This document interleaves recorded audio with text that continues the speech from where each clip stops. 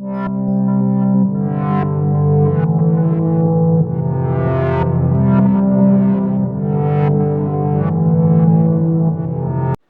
meus amores, que saudade de vocês. Aqui a tia fala novamente. Hoje nós vamos iniciar o nosso caderno 2, tá certo? Do capítulo 1, que tem lá como título Nativos do Nosso País. Prestem atenção. Nesse capítulo nós vamos estudar sobre reportagens e principalmente sobre a vida indígena dos índios do nosso Brasil, ok? Vamos também ter o aspecto linguístico, que vai ser abordado as partes das frases declarativas, interrogativas e exclamativas, e a parte da gramática com encontro vocálico, vogal e semivogal, tá certo? Eu vou iniciar com vocês sobre a parte do encontro com a língua, que é sobre as frases declarativas, ou seja, aquelas frases onde a gente utiliza no final dela o ponto final. Prestem atenção aqui. Eu coloquei 2 exemplos para vocês de frases declarativas afirmativas e negativas. O primeiro exemplo de frase declarativa afirmativa tem lá: eu uso boné. Eu estou afirmando que eu uso boné. Se vocês observarem, terminei ela com o ponto final. Iniciei ela com letra maiúscula, início de frase, letra maiúscula. E posteriormente, no final, coloquei um ponto final. A outra frase tem o seguinte: eu não uso boné. Eu estou declarando que eu não gosto de usar boné. Eu não uso boné. Ok? Então, aqui nós vimos 2 exemplos. Sempre nas frases declarativas, elas sempre vão vir acompanhadas de uma afirmação ou de uma negação. Vamos para o próximo ponto. O ponto de exclamação, que vocês lembram lá. Quando eu me refiro a uma frase exclamativa, ela sempre vai postar uma emoção, seja alegria, seja tristeza, seja admiração, seja revolta, seja espanto, todo e qualquer sentimento que a gente tenha. E ela é acompanhada por uma exclamação. Vejam lá os exemplos. Primeiro exemplo: eu visitei uma aldeia indígena.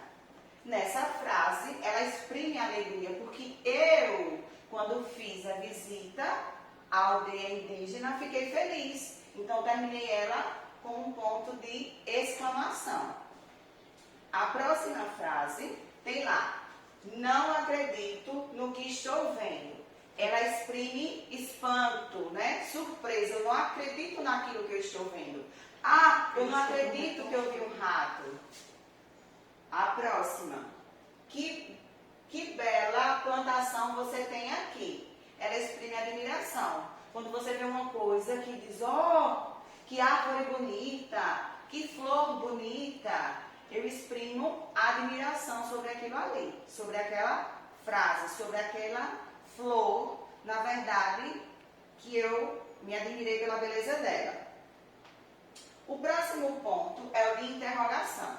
Ele é utilizado para a gente fazer perguntas ou para tirar dúvidas, quando eu quero fazer um questionamento ou um pedido a alguém. Vamos ver lá os exemplos. Você viu as fotos que tirei durante a visita que fiz a uma aldeia indígena? Então, eu fiz uma pergunta. Se vocês viram a foto, as fotos que eu tirei, né, na visita que eu fiz à aldeia indígena. A próxima: quem é que realmente conhece a realidade dos povos indígenas brasileiros? Eu fiz um questionamento. Quem realmente conhece? Quem realmente, quando aconteceu o descobrimento do Brasil, estava lá? Quem realmente viu o que aconteceu realmente naquela data, naquela época? Próximo exemplo: vi os indígenas falando ao celular. Não foi, mãe? Na visita que foi feita à aldeia, a menina viu que tinha indígenas conversando no celular. Só que ela precisaria de uma confirmação. Então, quem estava com ela ao lado foi a mãe. Então, ela pediu que a mãe confirmasse que também viu os índios usando o celular.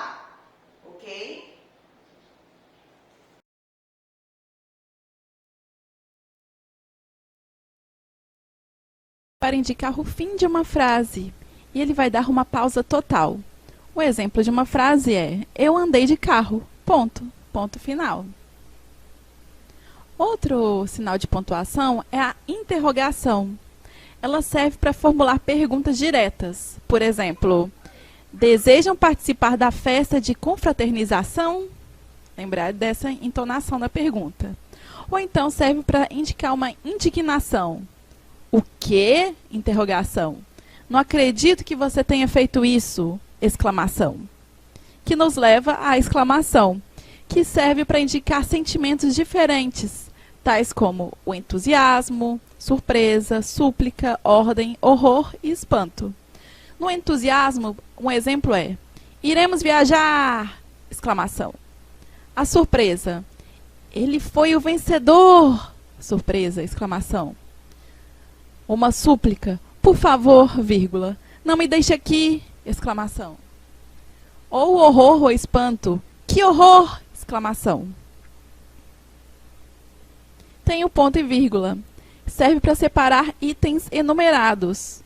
Um exemplo é: a matemática se divide em geometria, ponto e vírgula, álgebra, ponto e vírgula, trigonometria, ponto e vírgula, financeira, ponto. Né? Aí o ponto final para finalizar. O travessão indica que alguém vai falar. Um exemplo é: João falou, dois pontos. Travessão, olá, exclamação. A vírgula serve para indicar e separar itens. Por exemplo, então, vírgula, minha cara, vírgula, não há mais o que se dizer, exclamação. Ou destacar mudanças de pensamento também. Ou explicar. O João, vírgula, ex-integrante da comissão, vírgula, veio assistir à reunião, ponto final.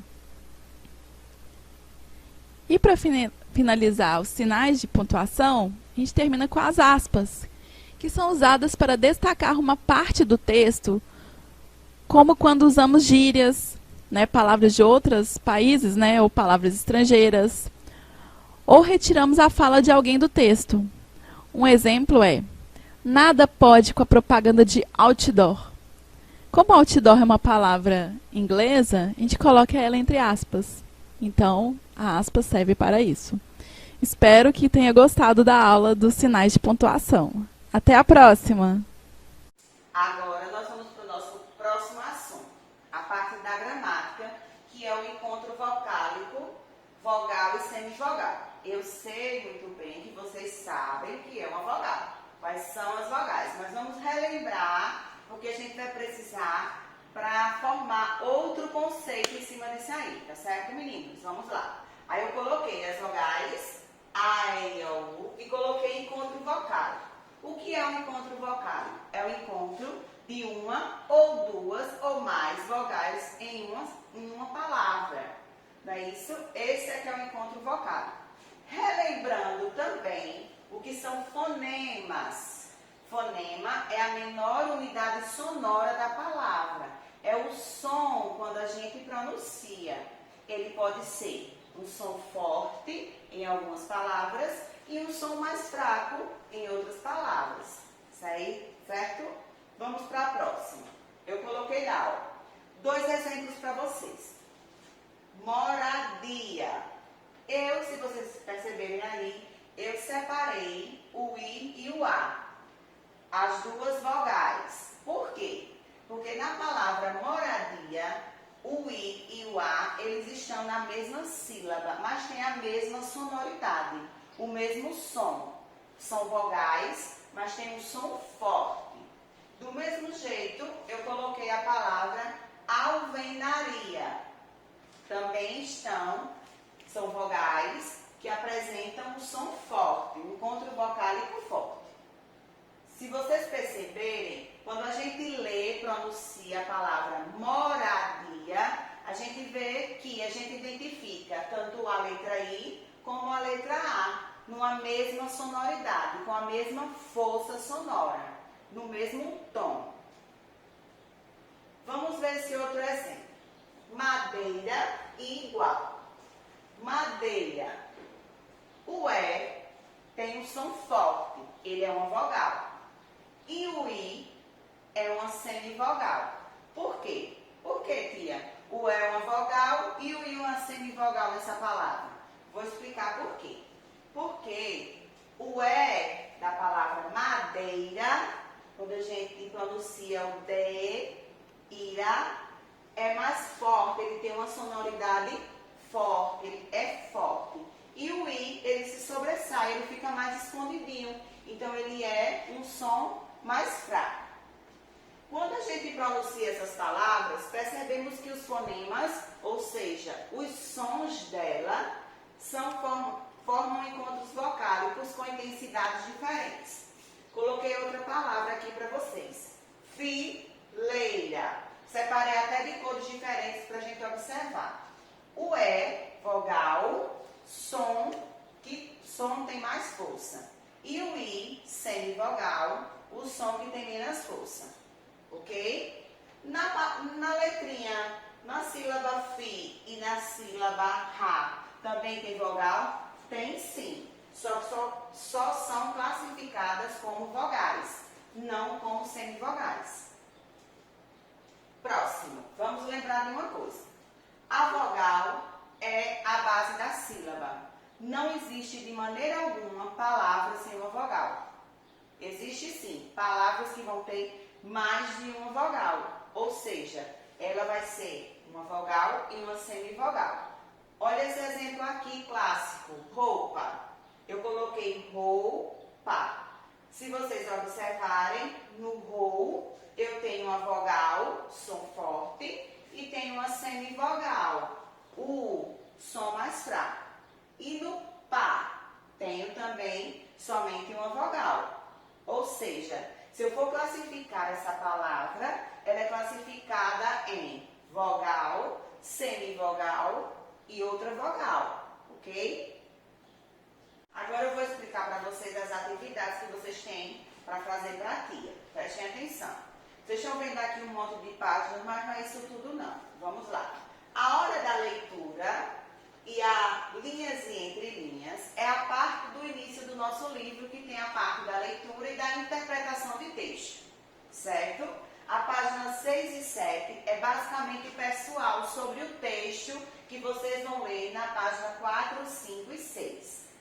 Temos também a parte do encontro com a língua, que é a parte das frases declarativas, afirmativas e interrogativas, tá certo? Que vocês vão ter que ter bastante atenção e vão ter que relembrar alguns sinais de pontuação para utilizar nessas frases, ok? E por último, nós temos a parte do encontro vocálico, vogal e semivogal, que é a página 9 e 10. Meninos, prestem atenção. Qualquer dúvida que vocês tiverem, nós vamos estar tirando ela nas nossas aulas online. Ou seja, que vão acontecer para os alunos de amanhã, dia de terça e quinta, de 9 às 10. E nos alunos da tarde, de 3 às 4, também nas terças e quintas. Ok, meus amores? A tia espera vocês lá. Qualquer questionamento, manda no lado privado da tia e a gente vai se comunicando, ok? Tchau, tchau. Beijão.